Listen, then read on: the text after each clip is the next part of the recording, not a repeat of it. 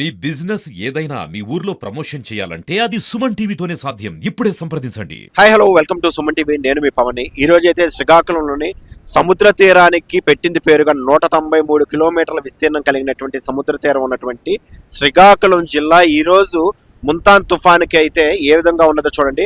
అంటే నిత్యం ప్రశాంతంగా కనబడుతున్నటువంటి సముద్రంలో చాలా మంది ఆహ్లాదకరంగాను ఆటలాడడానికి పిల్లలు ఎంతో చక్కగాను ఇక్కడికి వచ్చి టైంపాస్ చేసి ఎంజాయ్ చేస్తూ సముద్ర తీరాన్ని ఎంజాయ్ చేసినటువంటి సముద్రము ఈ రోజు తుఫాను సమయంలో చూడండి ఏ విధంగా ఉంది.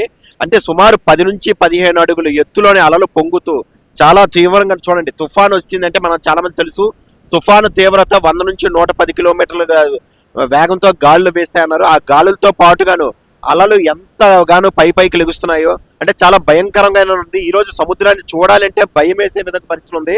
అంతేకాకుండా ఈ తుఫాను సమయంలోని సముద్ర అలలు పూర్తిగా సముద్ర గర్భంలో ఉన్నటువంటి చెత్త, అదే విధంగా మనము కంప్లీట్ గా కాలుష్యం చేస్తున్నటువంటి చెత్త మొత్తాన్ని మళ్ళీ మన చెత్తని మనకే ఇచ్చేస్తున్నటువంటి పరిణామం చూస్తున్నారు. అంటే మనం చూసే ఉండొచ్చు, పెద్దలు చెప్పిన సామెత ప్రకారంగాను మనం చేసిన కర్మ మళ్ళీ మనకే వస్తుంది అని తిరిగి వస్తుంది అని చెప్పారు. అదే విధంగా చూస్తే ఈ రోజు చూడండి ఈ తుఫాన్ తీవ్రతతోని అల్లకల్లోలంగా మారినటువంటి సముద్రం లోపల ఉన్నటువంటి చెత్త చెదారం మొత్తం జోళ్లు కానీ ప్లాస్టిక్ కానీ సీసాలు మొత్తం మనం వాడి పడేసిన వ్యర్థాలన్నీ కూడాను మళ్ళీ మన ఒడ్డుకే తిరిగి చేసినటువంటి పరిస్థితి చూస్తున్నాము.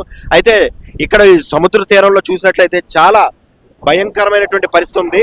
ఎందుకంటే సాధారణమైన పరిస్థితుల్లోని ఇక్కడి నుంచి ఒక 10 అడుగులు 15-20 అడుగుల వరకు దూరంలోనే ఉన్నటువంటి సముద్రము చాలా ముందుకైతే వచ్చేసింది. ముందుకు రావడమే కాదు, చాలా ఉవ్వెత్తున గడను పైకి ఎగురుతున్నటువంటి కెరటాలు చూస్తున్నారు.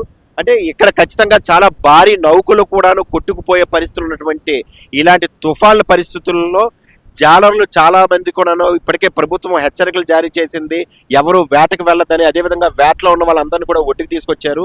అంతేకాకుండా చూడండి చూస్తే ఇక్కడ ఉన్నటువంటి అంటే జాలర్లు చిన్న చిన్న పడవలు వేసుకొని వాళ్ళ జీవనోపాధికి అయితే వెళ్తూ ఉంటారు. అటువంటి పడవలన్నింటినీ కూడాను ఈరోజు ఒడ్డుకు తీసుకొచ్చేసి చాలా గట్టిగాను తాళ్లతో కట్టుకునే పరిస్థితి అయితే ఉంది.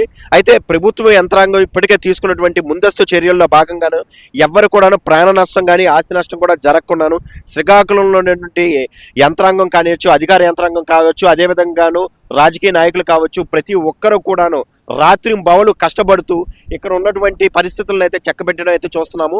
అంతేకాదు ఎటువంటి తీవ్రం కూడా నష్టం కూడా వాటిల్లో కూడా ముందస్తు చర్యలు అయితే తీసుకున్నారు. ఒకవేళ తీవ్ర తుఫాను ఇంకా ఏమైనా సరే అంటే ఉజృంభించినప్పటికీ కూడాను దానివల్ల కలిగే నష్టాన్ని కూడాను ఎదుర్కోవడానికి, దాని నుంచి తప్పించుకోవడానికి, ప్రజలను కాపాడడానికి ఇప్పటికే చాలా మంది యంత్రాంగం అయితే రాత్రి బావులు కష్టపడుతున్నారు. చూస్తూనే ఉండండి. ఈ రోజు తుఫాన్ తాలూకా అలర్ట్స్ మొత్తాన్ని కూడా మీకు లైవ్ లో చూపించాము. Thank you Suman TV.